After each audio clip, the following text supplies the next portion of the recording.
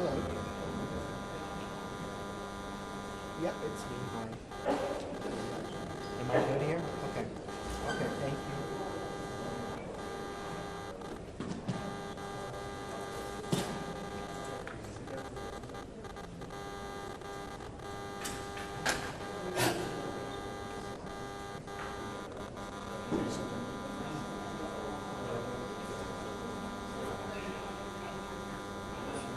Yep, I can hear you.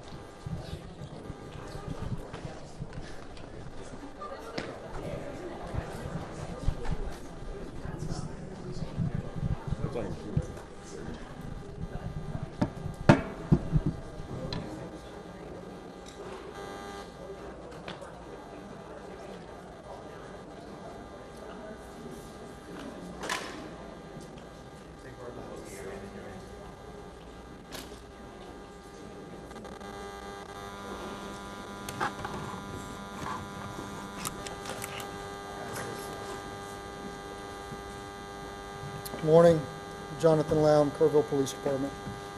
I appreciate y'all's kindness in letting me run a little long yesterday morning while I shared some of the stories of the heroic actions of my fellow City of Kerrville police officers during their response.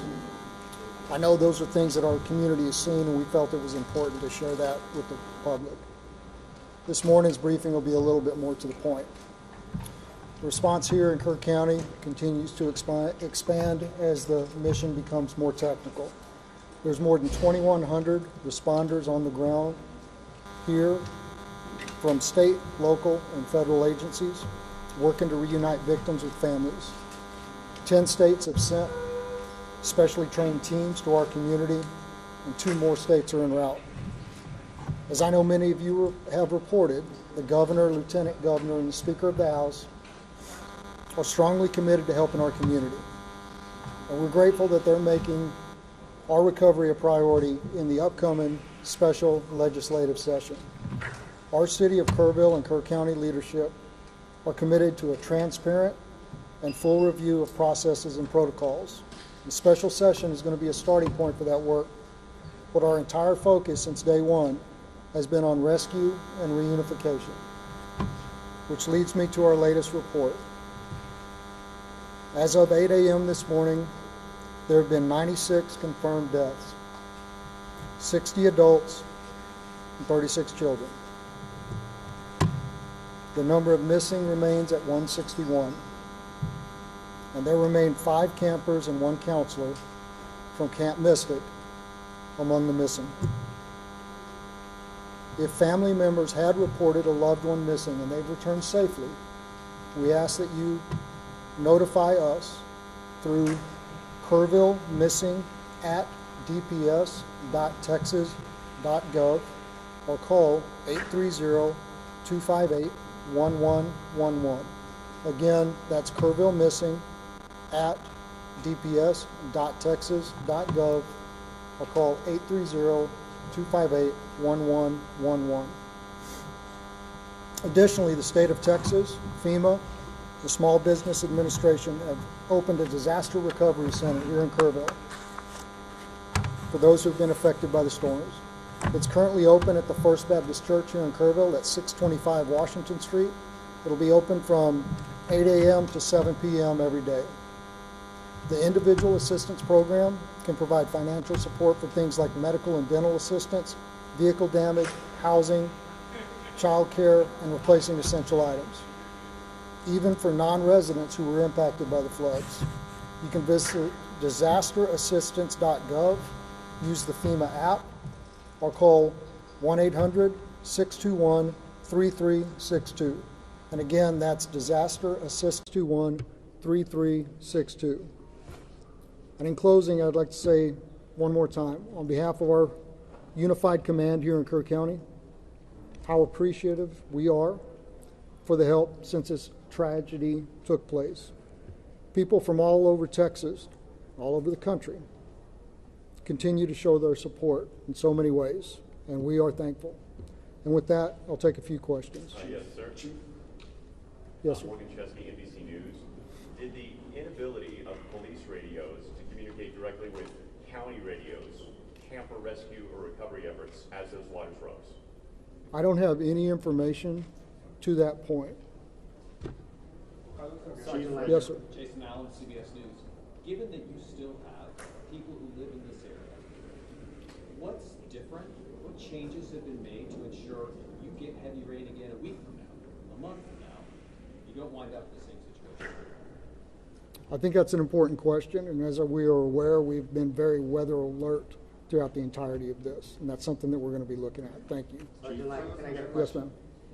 Amp Johns, News 4 San Antonio. What can you tell us about the current search area, how large it is, how much of it has been searched, and how exactly does the grid system work for something like this? Say the last part of your question again, please. How does the grid system work for a disaster like this?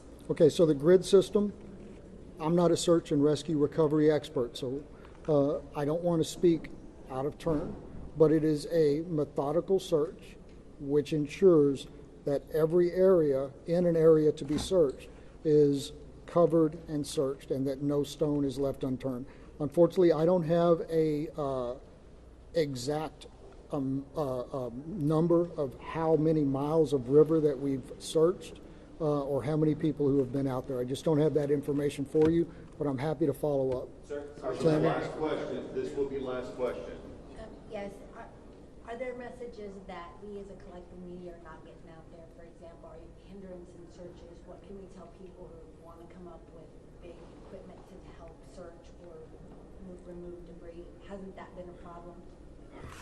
I don't want to say it's been a problem because we're so grateful for the amount of people who want to come to this community to help. And we've had people from all over the state and all over the country volunteer their services and say, I have a front end loader, I have a boat, I have this. Groups and individuals. But it's important that we have certified professional search teams out there right now. We have compiled a database of volunteers who have made themselves available. And if and when that time comes that we are able to call upon them, we will be calling upon them. In the short term, I believe that all of our basic needs are being met, both through the federal and state response and the support that we've been getting, as well as this community rising up in a really unprecedented way to show their support for all of us here. Thank you very much. That's the end of the press conference. If you are not receiving emails from the Joint Information Center, please make sure that you send us an email to JIC, so JIC@kerrvilletx.gov. That is JIC